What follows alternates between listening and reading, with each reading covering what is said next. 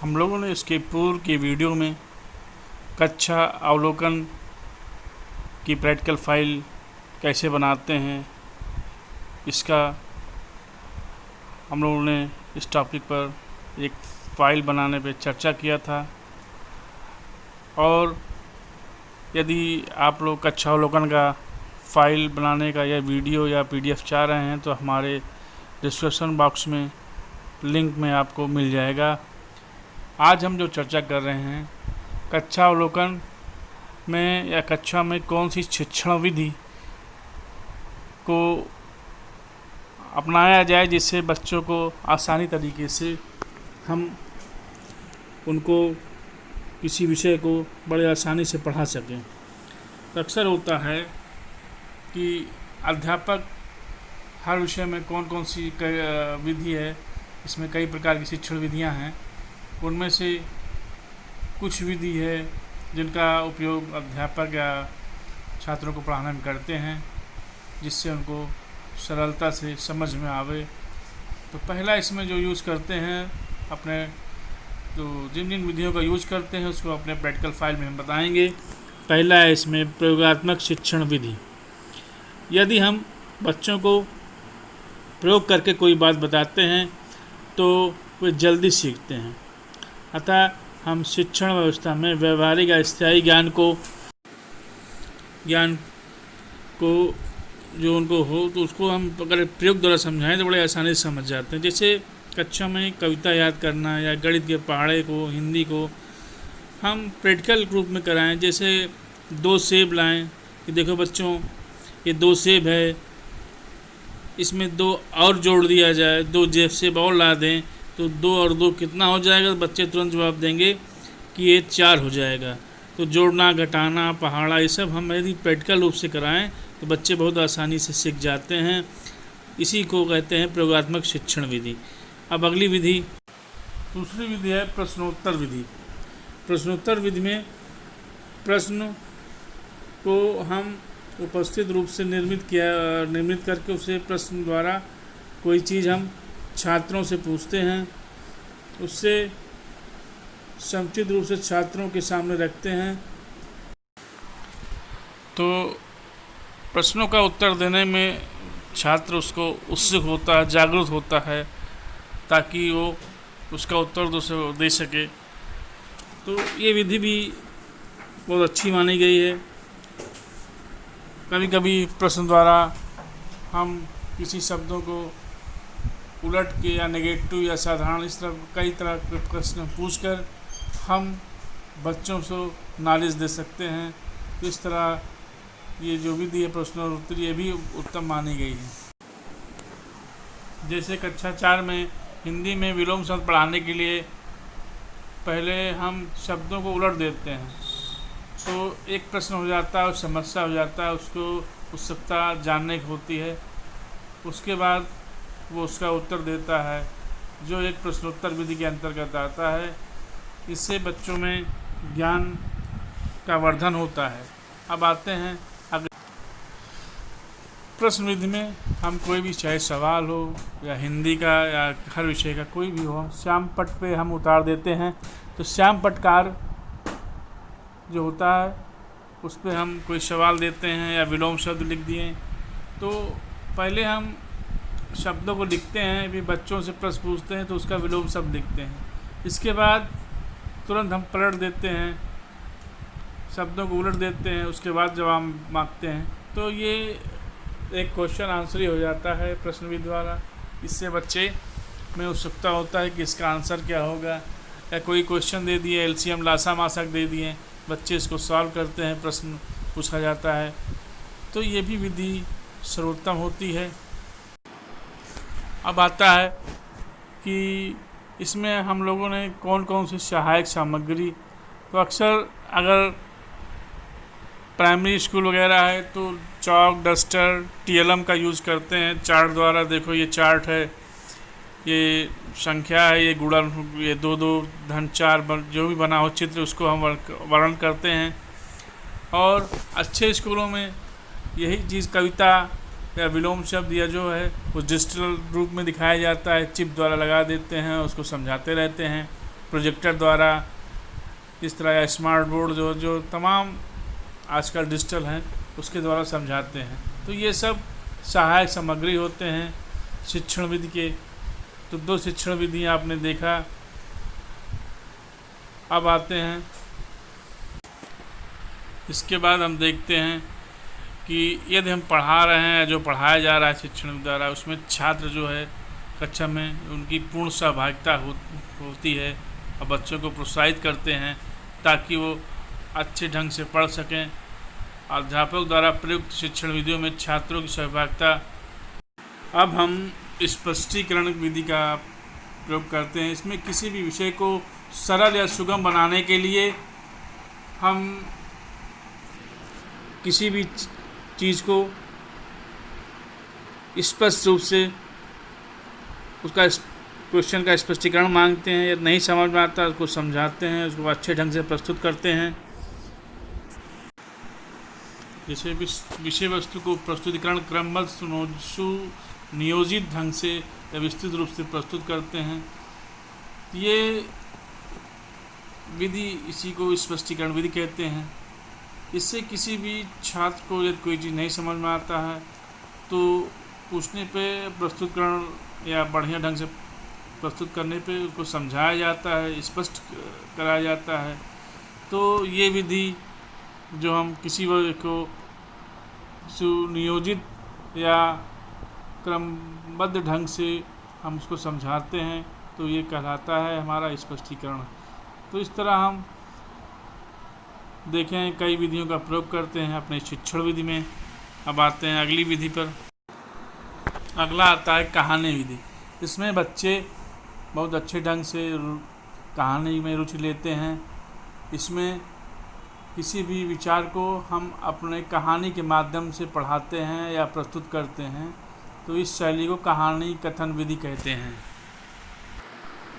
अब आता है वाद विवाद विधि। वाद विवाद 2 या 2 से अधिक व्यक्तियों का द्वारा विचारशील चिंतन होता है, जिसमें भी किसी समस्या के समाधान या उसकी अच्छी जानकारी प्राप्त करने के लिए प्रयास किया जाता है। अब विचारों और सूचनाओं का आदान प्रदान आपस में किया जाता है। अक्सर हम क्लास में किसी टॉपिक पर हम वाद विवाद प्रतियोगिता कराते हैं, तो इससे दोनों पक्षों में या जितने हैं वो इसकी कोई भी सूचना बड़े अच्छे ढंग से समझ सकते हैं। इस प्रकार हम देखते हैं कि छात्र श्यामपट्ट पर दिनांक, दिन, कक्षा, पीरियड, पाठ का नाम लिखता है, उसके बाद पढ़ाना शुरू करता है। इसके बाद कौन सी विधि है, उस विधि द्वारा जो भी विधि उसको उचित लगे उस विधि से वो पढ़ाना स्टार्ट करता है। अब है अगला टॉपिक, छात्रों को पूर्व ज्ञान अध्ययन। पहले देखते हैं पढ़ाने से पहले कि छात्रों को क्या क्या हमारे पढ़ाने से पूर्व ज्ञान है। जैसे यदि हमें अंकों का जोड़ घटाना पढ़ाना है तो पहले हम छात्रों को जानेंगे कि उसको क्या गिनती या अंक पहचानना आता है, रोमन अंक हो या इंग्लिश का हो या हिंदी का हो, तो सभी अंकों का जानना आवश्यक है। मैथ में 4 संक्रियाएं होती हैं, जोड़, घटाना, गुणा, भाग। ये सब भी क्या उनको पूर्व में आता है? तो ये सब आता है स्टार्टिंग में, छात्रों का पूर्व ज्ञान अध्ययन में आता है। विद्यार्थी का घर पे ठीक ढंग से ध्यान न देने के कारण बच्चों का पूर्व ज्ञान कुछ शून्य रहता है, पिछली कक्षाओं का कोई ज्ञान नहीं रहता है। तो विद्यार्थी के पूर्व ज्ञान को व्यवस्थित करने के लिए समय समय पर उसकी मौखिक एवं लिखित परीक्षाएं कराई जाती हैं। घर पर अभ्यास या पढ़ाई न होने के कारण विद्यार्थी को मौखिक ज्ञान नहीं रहता, उसका पूर्व ज्ञान भी व्यवस्थित नहीं रहता। कुछ विद्यार्थी जो है कुछ नया जानने का इच्छुक नहीं रहते हैं, जिससे उनमें नई चीज़ या पूर्व ज्ञान नहीं होता। कुछ विद्यार्थी जो नियमित विद्यालय नहीं आते हैं, ये भी कारण होता है जिससे शिक्षण सुचारू रूप से नहीं उनका चल पाता। वे पढ़ाई में पूर्व ज्ञान या उसको भूल जाते हैं। कुछ बच्चे जिनको बेसिक ही नहीं उसका ज्ञान होता है, कमज़ोर होता है, जिससे वो चीज़ों को समझते नहीं। जब पहले वाला चीज़ नहीं समझेंगे, यदि हम अंक जानेंगे नहीं, ABCD नहीं जानेंगे, तो हम स्पेलिंग कैसे पढ़ सकते हैं या कैलकुलेशन नहीं लगा सकते। तो मेन चीज़ होता है कि हमें छात्रों को पूर्ण ज्ञान होना चाहिए, क्योंकि बिना किसी भी ऊंचाई को चढ़ने के लिए हम स्टेप सीढ़ी दर सीढ़ी चढ़ते हैं। तो उसी प्रकार इनको पूर्ण ज्ञान या मौखिक ज्ञान जो पहले था उसको होना बहुत ज़रूरी होता है। बच्चों को या हम पूर्ण ज्ञान की जानकारी के लिए हम गणित, हिंदी, संस्कृत, अंग्रेजी सभी का परीक्षा आप लोग लेंगे, जो 20-20 अंक के होंगे। 5 खंडों में उसको विभाजित करते हैं।